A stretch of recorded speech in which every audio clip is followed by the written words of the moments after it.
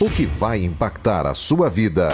Agora, no Café com Política. E no Café com Política de hoje a gente está recebendo o ex-deputado federal, ex-secretário de Estado de Saúde e suplente ao Senado, Alexandre Silveira, do PSD de Minas. Alexandre, bom dia, bem-vindo, prazer recebê-lo aqui. Prazer é todo meu, Rodrigo. Eu queria agradecer a oportunidade desse importante instrumento dos mineiros, que é a Rádio Super Notícias, cumprimentar a Fernanda, cumprimentar a todos os internautas e a todos os ouvintes que nos dão a oportunidade desse bate-papo. Pois é, Alexandre, eu gostaria de começar essa entrevista e você vem de uma trajetória iniciada como delegado, não é? E a gente viu agora nessa semana uma troca de comando na Polícia Federal, o anúncio por parte do presidente Michel Temer da troca de comando na Polícia Federal, saindo o Leandro Daiello, que estava no cargo desde 2011, de alguma forma muito responsável por todas essas investigações que a gente vem acompanhando também ao longo dos últimos anos no Brasil, e a entrada do Eduardo Segovia, que na opinião de muitos delegados, alguns falando até em particular, reservadamente, mas consideraram uma escolha muito política e menos técnica. Na sua visão, de quem milita na política, mas de quem vem, inclusive, das forças policiais, das forças de segurança, não é o caso da Polícia Federal, mas você é um ex-delegado, eu queria saber a sua avaliação dessa troca de comando. Na verdade, eu sou delegado, inclusive hoje na ativa, estou lotado na Polinter e esse tema é muito pertinente. Nós tivemos a oportunidade, inclusive, de defendermos como presidente da Comissão de Segurança Pública e Combate ao Crime Organizado durante 2 anos em Brasília, avanços nesse sentido nas polícias judiciárias. Nós entendemos que as polícias, como órgão de controle, deveriam ser tratadas como órgãos de Estado e não como órgãos de governo. Tem até uma PEC que está para ser votada na Comissão de Constituição e Justiça, uma PEC de 2009 de nossa autoria, que visa exatamente esse tema. Que a polícia pudesse ter autonomia funcional, administrativa, orçamentária, para que se fortalecesse do ponto de vista interno e pudesse os seus chefes serem escolhidos democraticamente dentro da classe, para que ela ficasse imune às intempéries às intempéries dos governos e pudesse, assim, prestar um melhor serviço à sociedade. Então, esse tema é um tema hoje muito debatido na sociedade brasileira, e acho importante nós avançarmos nesse sentido. A PEC 412 está para ser votada nos próximos dias e nós esperamos que, com a aprovação dela, essa questão vai ser mudada. Agora, o doutor Fernando Segovia, pelas informações que tenho, apesar de que hoje o critério ser de uma escolha política, o diretor-geral da Polícia Federal é escolhido pelo presidente da República, me parece que tem uma penetração muito grande na classe. E é importante ressaltar também, eu tenho uma visão de que não há volta mais nesse avanço importante da democracia brasileira, que são a independência das instituições. Eu digo até que a Polícia Federal, ela já tem, de fato e de direito, a sua autonomia, que lhe foi outorgada nos últimos anos pela sociedade brasileira. O que nós estamos tentando na Câmara Federal, através da PEC 412, é dar legalidade a isso, é dar perenidade a isso, é que isso se torne uma coisa perene e que não possa ficar, como eu disse, ao bel prazer dos governos que, numa democracia, são muito volúveis. Tá certo. Em relação ao partido, né, o senhor é do PSD, e a gente viu umas conversas, depois o ministro da Fazenda pouco desconversou, mas Henrique Meirelles é o nome do PSD para o ano que vem, para concorrer à presidência, ou ainda vocês estão discutindo, tem outras possibilidades de nomes sendo levantadas também, ou já está definido que é ele? Nós vivemos, e temos que reconhecer isso, a maior crise política institucional da história da República Brasileira, da história da democracia brasileira. Essa eleição será uma eleição diferente, na minha modesta opinião. Uma eleição que será decidida mais próximo os candidatos se colocarão, na verdade, mais próximos do processo eleitoral. Até porque nós dependemos dos resultados da economia. Nós temos um governo hoje com um alto índice de impopularidade. Não sabemos o peso que esse governo terá no processo sucessório. Nós temos os estados em situação de calamidade do ponto de vista orçamentário. Nós temos, como eu disse, essa crise institucional, moral, ética colocada de forma contundente e sendo debatida pela sociedade.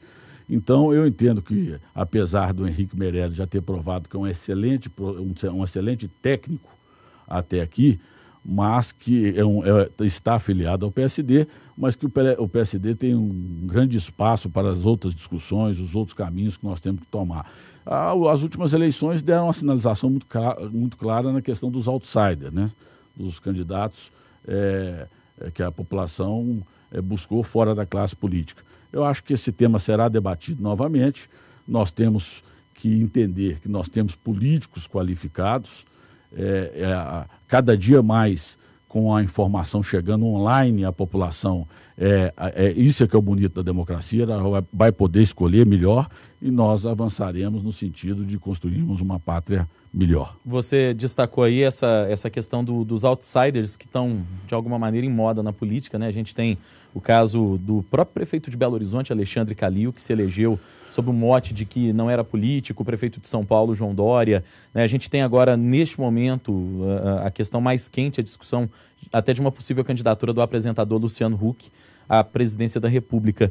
E na sua avaliação, Alexandre, e você que integra a executiva estadual do partido, que acompanha a negociação de perto, essa seria uma possibilidade real para a eleição do ano que vem, até para quando a gente pensa na perspectiva de presidência da República, diante desse quadro todo que você apontou agora há pouco? Na verdade, eu tenho uma opinião pessoal que nós temos que tomar muito cuidado com essa questão dos outsiders. Por uma questão, eu me lembro muito bem de uma frase do nosso ex-vice-presidente mineiro, um grande companheiro, José Alencar Gomes da Silva, que ele dizia que a importância daquele que faz vida pública, que faz política, é que ele conhece, pela sua experiência, por andar e conversar com os eleitores, conversar de 4 em 4 anos com as suas bases eleitorais, ele acaba conhecendo um pouco de tudo. Diferente do técnico, que conhece muito de uma coisa só. E o político, o exercício da atividade de ser um dirigente, tanto municipal, quanto estadual, quanto federal, passa por isso, passa por ser um líder, por exercer liderança. E para exercer liderança até para se montar uma boa equipe, uma equipe qualificada, uma equipe técnica, como a gente sabe que é importante para poder governar. Então, eu entendo que esse debate está sendo feito na sociedade brasileira, é importante, mas o espaço, como eu disse, para as discussões sobre a sucessão, tanto a nível de Estado quanto a nível federal, é ainda muito prematuro com relação a nomes. Hoje, os grandes partidos são sugados por essa crise política institucional, nenhum deles tem nome consolidado. Nós pegamos no caso do PT, que é a candidatura do ex-presidente Lula é uma dúvida pelas questões jurídicas que já são conhecidas pelo Brasil. Nós pegamos o PSDB, que não tem um nome consolidado internamente. Então, portanto, é um momento, esse período pré-eleitoral vai ser um momento onde que aqueles que têm envolvimento e que estão mais diretamente ligados à vida pública e à política têm que se dedicarem mais para a construção de um novo projeto de país. Porque não há dúvida que nós precisamos buscar harmonizar, sem jogar nada para debaixo do tapete, mas nós precisamos separar aquilo que precisa ser depurado no Brasil, aquilo que precisa ser apurado pelas instituições de controle no Brasil, mas para poder se criar uma nova pauta para o país.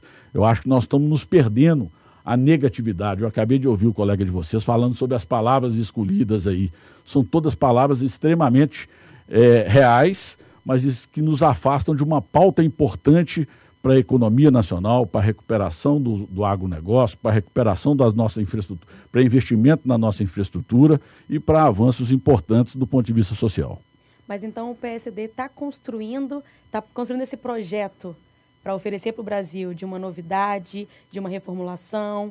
O PSDB está se dedicando a pensar nisso? Olha, eu tenho ido razoavelmente quando posso a Brasília e eu percebo que há uma conscientização da necessidade de uma discussão mais ampla. Há uma exaustão, há uma exaustão da crise.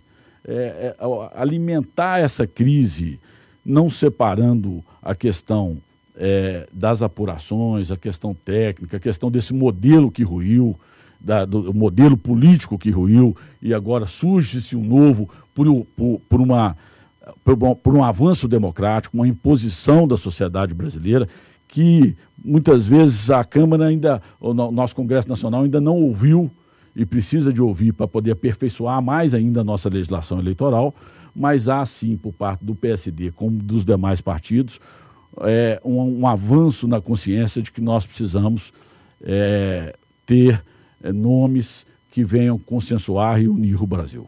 Alexandre, eu queria falar um pouquinho do nosso quintal aqui, do nosso terreiro, que é Minas Gerais. Você hoje é suplente do senador Antônio Anastasia, que é considerado pelos tucanos o nome dos sonhos para disputa ao governo de Minas. E numa eventual disputa do senador Anastasia, se ele vencer, você assumiria o Senado. Os movimentos do PSD, daqui por diante, eles aguardam também essa definição por parte do PSDB em Minas Gerais, porque o senador tem relutado em disputar o governo de Minas, mas existe uma pressão muito forte no ninho tucano, porque hoje a avaliação é de que ele seria o nome que talvez conseguisse de fato fazer frente ao governador Fernando Pimentel. O PSD aguarda essa movimentação do senador Anastasia? Na verdade, o senador Anastasia tem dito de forma contundente que não deseja voltar a governar Minas, não deseja disputar a eleição no próximo pleito. Eu parto do pressuposto que nós temos que respeitar essa opinião dele, nós temos que respeitar esse desejo dele de continuar no Senado Federal, até porque, isso eu falo de forma extremamente orgulhosa, um orgulho positivo. Hoje o senador Anastasia, em menos de 4 anos, se tornou a grande referência do Senado Federal. Quando eu o visito, eu sou testemunha de que todas as matérias importantes e relevantes que passam por aquela casa hoje, ele é ouvido. Nós sabemos das qualidades técnicas do senador Anastasia, além do avanço dele e da visão política que vem acontecendo. Então é um grande senador da República, está nos representando maravilhosamente bem em Brasília. Entendo que ele não é candidato e nós temos que avançar em outras discussões, discutir Minas Gerais com o mesmo espírito que temos que discutir o Brasil, sem a beligerância que se tornou a política nos últimos 8, 10 anos.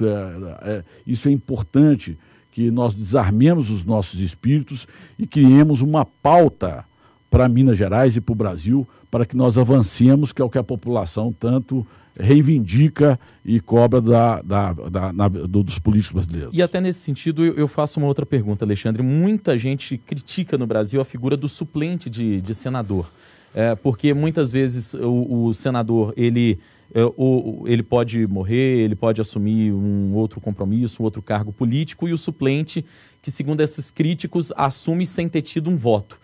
E quando você ouve esse tipo de crítica, sendo o primeiro suplente do senador, que tipo de resposta você dá? Qual a sua opinião em relação a esse tipo de... Na minha questão específica, essa coisa é mais simples e ela não é questionada, assim, pelo menos por onde ando, porque eu tive a alegria de representar Minas por 3 vezes no Congresso Nacional. E numa carreira ascendente. Eu tive 27 mil votos em 2002, 147 mil votos em 2006 e 200 mil votos em 2010.